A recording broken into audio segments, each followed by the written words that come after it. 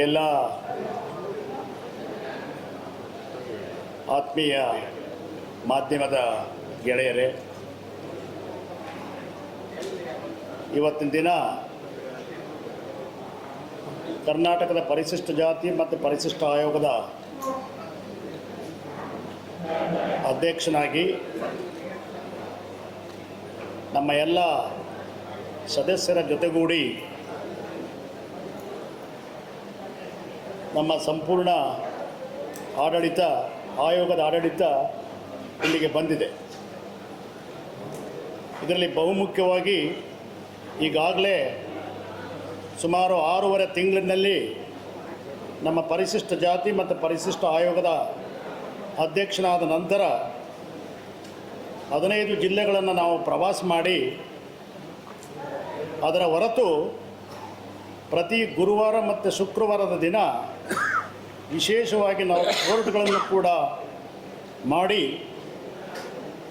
ಕರ್ನಾಟಕ ರಾಜ್ಯಾದ್ಯಂತ ಸುಮಾರು 4,100 ಕೇಸ್ಗಳು ನಮ್ಮ ಆಯೋಗದಲ್ಲಿ ಈಗಾಗಲೇ ಪ್ರಕರಣ ದಾಖಲೆಯಾಗಿದೆ. ನಾವು ಬಂದ ನಂತರ ಸುಮಾರು 800 ಪ್ರಕರಣಗಳನ್ನು ಸಂಬಂಧಪಟ್ಟ ಅಧಿಕಾರಿಗಳನ್ನು ಕರೆಸಿ ನಮ್ಮ ಕೋರ್ಟ್ಗೆ ನಮ್ಮ ಈ ಒಂದು ಪರಿಶಿಷ್ಟ ಜಾತಿ ಮತ್ತು ಪರಿಶಿಷ್ಟ ಪಂಗಡದ ಜನಕ್ಕೆ ನ್ಯಾಯವನ್ನು ದೊರಕಿಸಿಕೊಟ್ಟಿದ್ದೇವೆ ಅಂತಕ್ಕಂಥ ಮಾತನ್ನು ಈ ಸಂದರ್ಭದಲ್ಲಿ ನಾನು ಹೇಳಲಿಕ್ಕೆ ಇಚ್ಛಪಡ್ತೇನೆ. ನಮ್ಮ ಸದಸ್ಯರೆಲ್ಲ ಕೂಡಿ ಎಲ್ಲ ಜಿಲ್ಲೆಗಳನ್ನು ಕೂಡ ನಾವು ಪ್ರವಾಸ ಮಾಡ್ತಾ ಇದ್ದೇವೆ. ಬಹುಮುಖ್ಯವಾಗಿ ನಾವು ಹೋದಂಥ ಒಂದು ಸ್ಥಳಗಳಲ್ಲಿ ಮೊದಲನೇದಾಗಿ ನಾವು ಮುಖಂಡರುಗಳ ಸಭೆಯನ್ನು ಮಾಡ್ತೇವೆ. ನಮ್ಮ ಈ ಒಂದು ಪರಿಶಿಷ್ಟ ಜಾತಿ ಮತ್ತು ಪರಿಶಿಷ್ಟ ವರ್ಗದ ಮುಖಂಡರುಗಳ ಸಭೆಯನ್ನು ನಾವು ಮಾಡಿದ ನಂತರ ಮಧ್ಯಾಹ್ನದ ವೇಳೆಗೆ ಏನೇನು ನಮ್ಮ ಸಮುದಾಯದ ಕಷ್ಟ ಕಾರ್ಪಣ್ಯಗಳು ಇರ್ತವೆ ಅದನ್ನು ಯಾವ ರೀತಿ ಅಧಿಕಾರಿಗಳಿಗೆ ಮುಟ್ಟಿಸಬೇಕು, ಯಾವ ರೀತಿ ಕೆಲಸ ಮಾಡಿಸ್ಬೇಕು, ಕೆಲವು ಗಂಭೀರವಾದಂಥ ವಿಚಾರಗಳಿಗೆ ಯಾವ ರೀತಿ ಆ ಚಾಟಿ ಬೀಸಬೇಕು ಅಂತಕ್ಕಂಥದ್ದು ನಮ್ಮ ಆಯೋಗದ ಮೂಲ ಉದ್ದೇಶ ಆಗಿರುತ್ತೆ. ಯಾಕೆಂದರೆ ಸರ್ಕಾರಕ್ಕೆ ನಾವು ರೆಕಮೆಂಡೇಷನ್ನು ಕೂಡ ಮಾಡ್ತಕ್ಕಂಥ ಒಂದು ವ್ಯವಸ್ಥೆ ಈ ಒಂದು ಆಯೋಗಕ್ಕಿದೆ.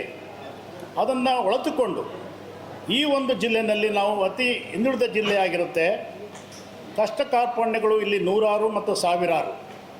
ಅದನ್ನು ಒಳಗೊಂಡಂಥ ಮುಖಂಡರುಗಳು ಭಾಳ ಗಂಭೀರವಾದಂಥ ವಿಚಾರಗಳನ್ನು ಹೇಳಿದ್ದಾರೆ.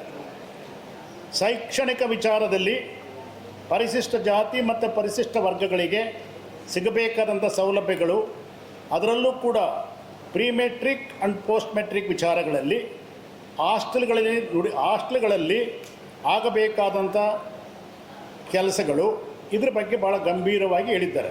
ಅರ್ಥಾತ್ ಈಗ ಮಕ್ಕಳು PUC ಓದ್ತಕ್ಕಂಥ ಒಂದು ಸಂದರ್ಭದಲ್ಲಿ ಅವರಿಗೆ ನೀಟ್, CET, JEE ಮತ್ತು ಕಾಂಪಿಟೇಟಿವ್ ಎಕ್ಸಾಮಿನೇಷನ್ ಮಾಡ್ತಕ್ಕಂಥ ವ್ಯವಸ್ಥೆಗಳು ಈ ಜಿಲ್ಲೆಯಲ್ಲಿ ಇವತ್ತಿಗೂ ಕೂಡ ಪರಿಶಿಷ್ಟ ಜಾತಿ ಮತ್ತು ಪರಿಶಿಷ್ಟ ವರ್ಗದವರಿಗೆ ಇಲ್ಲವೇ ಇಲ್ಲ.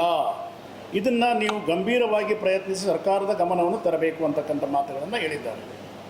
ಇದರ ಹೊರತು ಹಾಸ್ಟೆಲ್ಗಳಲ್ಲಿ ಹೆಣ್ಣು ಮಕ್ಕಳಿರ್ತಕ್ಕಂಥ ಹಾಸ್ಟೆಲ್ಗಳಲ್ಲಿ, ಅದರಲ್ಲೂ ಕೂಡ ಕಡು ಬಡವರಿರ್ತಕ್ಕಂಥ ಹೆಣ್ಣು ಮಕ್ಕಳಿರ್ತಾರೆ.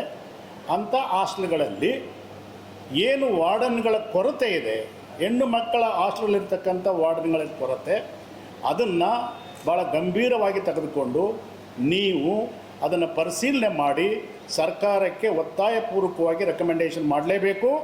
ಅಲ್ಲಿ ಭಾಳ ಕೆಟ್ಟದಾಗಿ ವ್ಯವಸ್ಥೆ ನಡೀತಾ ಇದೆ ಅಂತಕ್ಕಂಥ ಮಾತುಗಳನ್ನು ಕೂಡ ಹೇಳಿದ್ದಾರೆ.